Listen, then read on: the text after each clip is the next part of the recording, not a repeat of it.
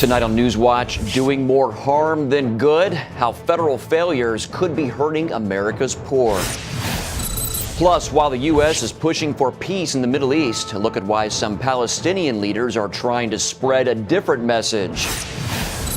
And how the world's climate seems to be changing, but not in the way many global warming activists claim. All this and more tonight on NewsWatch. Good evening. I'm Mark Martin. Federal social programs are supposed to help the poor and disadvantaged in the country. Advocates for the government aid say it does just that. But as Paul Strand explains in tonight's top story, it turns out many of these programs spend billions of your dollars while doing no good at all. A new book is raising the question few in Washington dare to ask: do federal social programs work? And its author has a definitive answer. The government is stepping in saying, we got a program for you that's going to change your life and make your life better off. And the fact is, these programs aren't making people better off. The Heritage Foundation's David Mulhausen combed exhaustively through tons of the very best gold standard studies. And they almost all find the federal government fails at improving the lives of Americans. A program like Head Start has the good intention of helping disadvantaged children catch up with better off kids. But Mulhausen says the best studies find that it's not reaching its goals. Head Start has no impact on improving the cognitive abilities of these students. And we're spending $8 billion a year on this program that's not making a difference. All these federal social programs meant to do good, but doing little or nothing, cost taxpayers more than $440 billion a year. So what's to lose by killing them off? Programs that don't improve people's lives are not going to be missed. Mulhausen argues that some programs actually do harm, like the 21st Century Learning Centers that are supposed to help kids after school become better students. But he says the studies again show the results aren't there. What they found is that kids who participate in this program are more likely to be suspended. They did less well in school. This program is about $1 billion a year. It's a small chunk and change in the federal budget, but it's that $1 billion that causes harm. Some suspect since the author works at the Conservative Heritage Foundation, he's just out to attack liberal programs. But others have come to similar conclusions. And Mulhausen's book also blasts the results of favorite conservative programs, like those meant to curb teen sex or bolster the family. He simply advocates stripping the money from any program that doesn't work. And he does point out there are private and local programs that are successful. It's not that nothing works. It's just big federal government programs don't work. Paul Strand, CBN News, Washington. The White House is marking the 50th anniversary of President Lyndon B. Johnson's war on poverty. But one Republican leader says it's time to rethink the country's failed programs. After 50 years, isn't it time to declare big government's war on poverty a failure?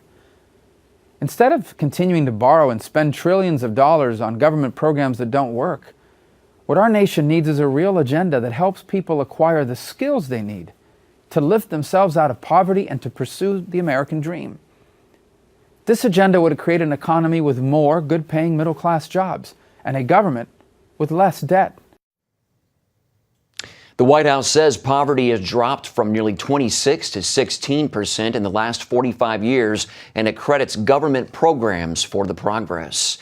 For more on this, we turn now to Terry Jeffrey, the editor-in-chief of CNS News.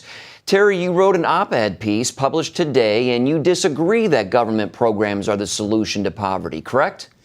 Correct. I think if you look at the data, there's some pretty clear things. You know, it was 50 years ago today, as you mentioned, that LBJ in a State of the Union address declared a war on poverty. He enacted some big laws in the following 2 years, 64 and 65, including Medicaid, the food stamp program. But poverty was already on the way down. In 1966, it was 14.7% of the American people lived in poverty. For the last 3 years, 15% of Americans, according to the Census Bureau, have lived in poverty. That's the only 3-year stretch since '64 where we've had it. So poverty is worse today than it was in the years after that. But there's some very definite trends in the poverty statistics, and the biggest one is that unmarried women who have children have a much higher tendency to be in poverty than other people. And in fact, what I did in my op-ed was I used the Census Bureau data to show that there's a real hierarchy in income in America that follows family structure. Single women with children, their median income is about $24,000. A single woman who doesn't have children, median income is $42,000. A married couple with no children, median income is $70,000. A married couple with children, their median income in the United States is $84,000, solidly middle class. That's the real key to getting out of poverty, is to marry, have kids, live a traditional lifestyle. Well, Terry, what other choices should young people make that would help them avoid a life of poverty? Well, another very obvious one that jumps out of the poverty statistics and income statistics of the Census Bureau is going to school, staying in school, and getting degrees. High school dropouts make the least money on median. High school graduates are next. High school graduates do pretty well in the United States of America. But people who do some college do better. People who graduate from college do better. People who have master's degrees do better. People who have doctoral degrees do better than that. And the people who do best of all, quite frankly, are people who have professional degrees. So if you can get a degree and keep studying, doing it. Another very obvious thing, but statistics bear it out, is that if you have a job and you keep it, you're going to make more money than someone who's churning through jobs and working part-time. People who work full-time in a single job, 50 weeks a year, are the people who do best in America. They do better than people who shift jobs. All right, Terry Jeffrey with CNS News. Thanks for being with us. Thank you. Turning overseas now, the United Nations warns Western Iraq is facing a critical humanitarian crisis. The government there is attempting to regain control of areas overrun by al-Qaeda militants. Fighting in Anbar province is likely to worsen as food, water, and medicine are beginning to run out. More than 5,000 families have fled to escape the violence. UN agencies are preparing to distribute medical supplies and food to remaining residents. The United States has offered help, but leaders say they will not send troops to Iraq. While U.S. Secretary of State John Kerry is pushing for peace in the Middle East, behind the scenes, Palestinian leaders are spreading a different message. Chris Mitchell brings us the story from Jerusalem. A report just released by the Israeli government exposes consistent examples of the Palestinian Authority urging its citizens to abandon peace in favor of hate. For example, this video shows Palestinian children shouting, "Lift your hand, raise your voice, this Zionist must die." The main messages of this incitement on daily basis that is projected and transmitted on daily basis is that sooner or later Israel should be eliminated. The annual Palestinian Incitement Index showed that while the Palestinian Authority says one thing in English to a Western audience, it communicates an entirely different message to their own people in Arabic. These messages contain four main themes. Israel has no right to exist. Its disappearance is unavoidable and should be expected soon. Jews are subhuman creatures and must be dealt with accordingly. All forms of struggle, including terrorism, are legitimate in order to realize their final goal. One example features this young Palestinian girl. She sings, "O you who murdered Allah's pious prophets, O you who were brought up on spilling blood, you have condemned to humiliation and hardship. O sons of Zion, O most evil among creations, O barbaric monkeys, wretched pigs." This song shows children singing, when they die as martyrs, they'll go to heaven. On Mahmoud Abbas's webpage it says, Jesus was a Palestinian who was crucified by the Jews, and called Jesus a Palestinian messenger. The official PA school Facebook page quotes Hitler. All these examples have one thing in common. They're directed toward young Palestinians. And as a matter of fact, a Palestinian child, from the day he was born until the day his mind is already shaped, is going through this brainwashing, this hate indoctrination, this genocide indoctrination, day in, day out. There's no way out of it because there's no other thing. It's not competing with other messages. These are the only messages he gets.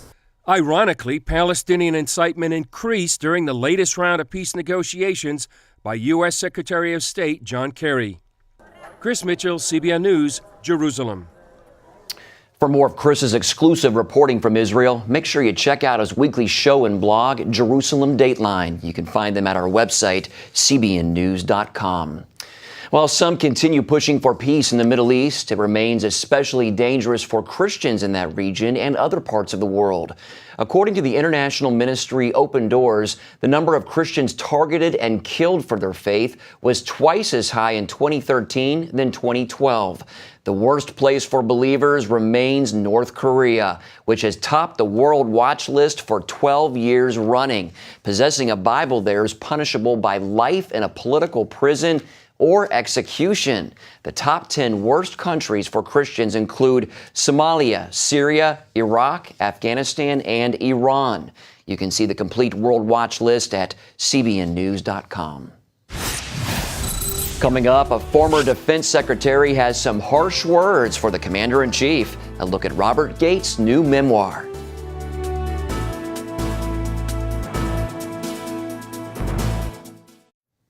President Obama's Middle East policy has taken a major hit from his former defense secretary. A new book by Robert Gates is creating buzz in Washington political circles. Ephraim Graham explains. He was a key player in some of President Obama's most important national security decisions. But in his new, soon-to-be-published book, Duty, Memoirs of a Secretary at War, former Defense Secretary Robert Gates has some harsh words for his commander-in-chief. Gates writes of everything from the war in Iraq to the death of Osama bin Laden and the escalation of the war in Afghanistan, criticizing Obama's leadership style and his commitment to the mission of his troops. Recalling a 2011 meeting on the Afghan war, Gates writes he realized the president doesn't trust his commander, can't stand Afghan President Hamid Karzai, doesn't believe in his own strategy, and doesn't consider the war to be his. For him, it's all about getting out. Gates also recounts a conversation he heard between the president and then Secretary of State Hillary Rodham Clinton. They were talking about their public statements criticizing President Bush's decision to send more troops into Iraq. According to Gates, Hillary told the president her opposition to the surge in Iraq had been political because she was facing him in the Iowa primary. President Obama conceded vaguely that opposition to the Iraq surge had been political. Gates says that hearing those admissions was both surprising and dismaying. The memoir is not all criticism, however. Gates calls President Obama a man of personal integrity, and he says the decision to go after Osama bin Laden was, quote, one of the most courageous decisions I had ever witnessed in the White House. Gates calls Vice President Joe Biden a man of integrity as well. But he also saved some of his harshest criticisms for the president's second-in-command, writing, quote, I think he has been wrong on nearly every major foreign policy and national security issue over the past 4 decades.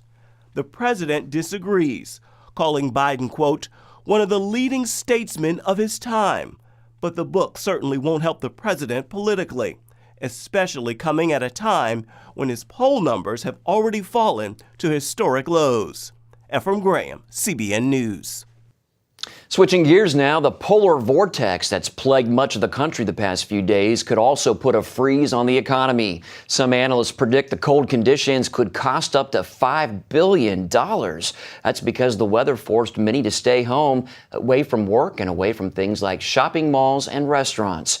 And while the frigid weather is finally easing its grip in most places, forecasters say people in Watertown, New York could see up to 4 to 5 feet of snow. Some areas are getting several inches of snow every hour. Up next, see how nature is making a mockery of global warming.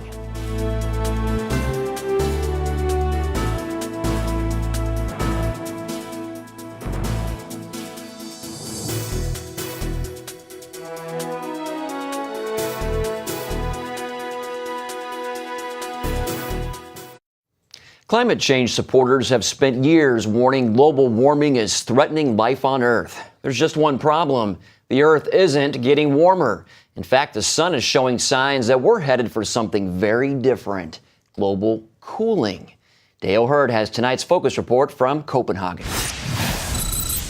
Oops, this wasn't supposed to happen. A ship sent to the Antarctic to look for signs of global warming got stuck in frozen ice from fearsome cold. Then the rescue ship got stuck in the ice too. It's kind of like the climate change movement itself, stuck in denial over the fact that the climate is not getting warmer and seems to be getting much colder.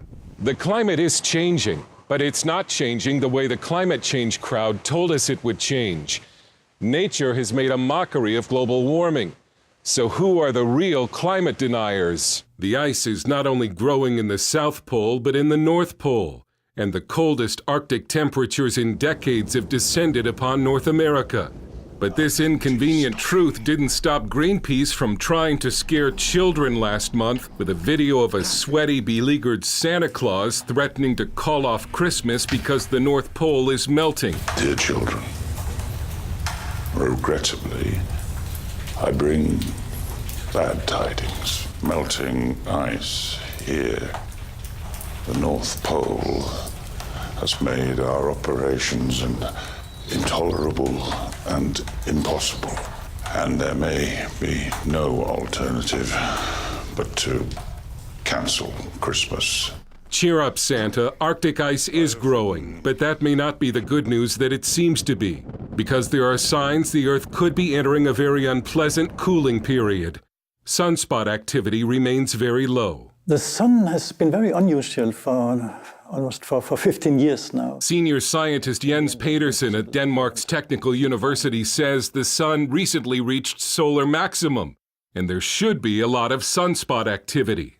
But there isn't. There would normally have been maybe twice or three times as many sunspots as we have seen this year. We have to go back more than 100 years to find a similar solar maximum which has been so weak as the one we are in right now.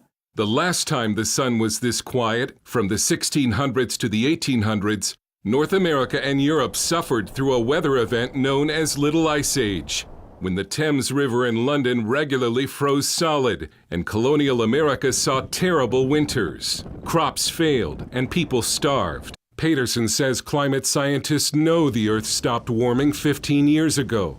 But the United Nations Intergovernmental Panel on Climate Change, of which Petersen is a member, suppressed a recent finding by its own scientists that the UN's climate model has been proven wrong. And then they change also part of what the scientists have written. And in particular, one of the issues has been why global warming has stopped during the last 15 years. And the scientists were very frank about that this is a problem, that climate models do not match with the climate we observe. Politicians removed that important piece of good news from the final draft. It's as if the imminent danger from climate change can't be wrong, because it's now too important. It's become a political movement, a cash cow for climate scientists and environmental groups, and some say a way for world leaders to control economics and people. This is absolutely a political agenda. Dan Gaynor of the Media Research Center. When you look at what the government will be able to do with climate change, it gives them entree into literally every aspect of our lives. Yeah, I call it climatism. Steve Gorham is the author of The Mad, Mad, Mad World of Climatism. It has become a path for global change across the world for adopting green economies and electric cars and putting wind turbines everywhere and changing light bulbs. And it doesn't matter how badly the climate change prophets of doom get it wrong. Al Gore said all the ice in the Arctic would be melted by now. It's growing. Others predicted a shrinking food supply and flooded coastlines. Hurricane Sandy and Typhoon Haiyan are said to be because of climate change. But that ignores the fact that the worst tropical cyclones in modern times occurred in the 1960s. The climate change agenda is going forward anyway. The world is already spending at least $250 billion a year on it. Environmentalists want more. Activists are demanding what they call climate justice from developed nations. What they really want to do is dump trillions into it. They want to get somewhere between 1% and 3% of global GDP. I mean, the amount's staggering amount of money. Climate change skeptics have been censored and compared to Holocaust deniers and even child molesters. But forgotten in the effort to save the world from warming is the effect on the world's poor. Gorham says more than 1 billion people do not have access to electricity, and almost as many struggle with unreliable power. Cheap electricity from coal would be a savior for the world's poor, but the world's wealthy nations don't want them to have it. All in the name of saving the planet from a crisis that mounting evidence suggests is non-existent. Dale Hurd, CBN News, Copenhagen. Wow, that was a powerful report there. Well, up next, a dog's knack for sniffing out trouble helps save a young girl's life.